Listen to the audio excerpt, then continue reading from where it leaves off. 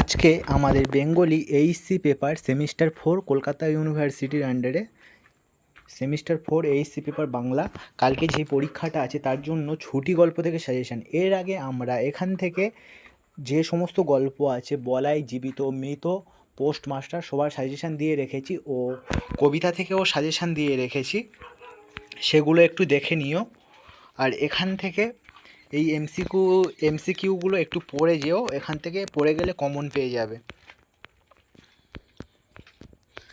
আর আমি তাড়াতাড়ি ভিডিওটা স্ক্রল করে চলে যাচ্ছি, বেশি পড়ছি না কোথায় কি লেখা আছে, পড়লে ভিডিওটাও লং হয়ে যাবে, তোমাদের টাইমও ওয়েস্ট হবে। এখন টাইম খুব কম, এই কম টাইমের মধ্যে ভালো নাম্বার পেতে গেলে এই সাজেশানগুলো পড়ে নিও। এই সাজেশানগুলো পড়ে গেলে ভালো নাম্বার পাবে।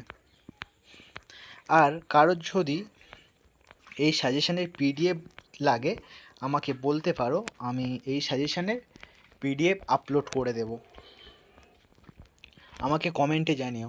আর এই রকম ভালো ভালো সাজেশান পেতে চাইলে তো আমাকে এই চ্যানেলটা সাবস্ক্রাইব করে নিও, পরীক্ষার আগে এই চ্যানেলে ভালো ভালো এরকম সাজেশান আসে।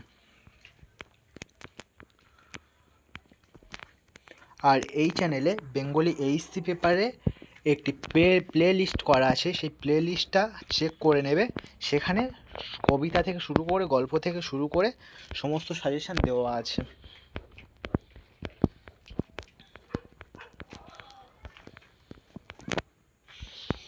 ফটিক যখন পালিয়ে গেল সেদিন রাত্রি থেকে কেমন বৃষ্টি পড়ছিল, মুষলধারে শ্রাবণের বৃষ্টি। পুলিশে আনা ফটিককে দেখে মামি প্রথম কী প্রতিক্রিয়া দেখালেন?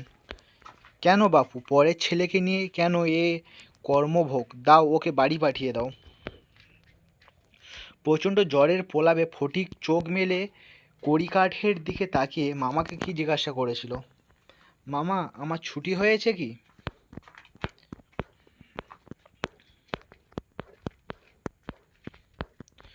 ফটিকের মাথা ঝড়ের মতো ঘরে প্রবেশ করে শয্যার ওপর আছাড় খেয়ে ফটিককে কি বলে ডাকলো, ফটিক সোনা, মানিক আমার। তো এখান থেকে টোটাল 37টা এমসিকিউ একবার দেখে নিলে পরীক্ষার খাতায় গিয়ে সব কমন পেয়ে যাবে। তো ভিডিওটা ভালো লাগলে একটি লাইক করে দিও আর চ্যানেলটিকে সাবস্ক্রাইব করে দিও।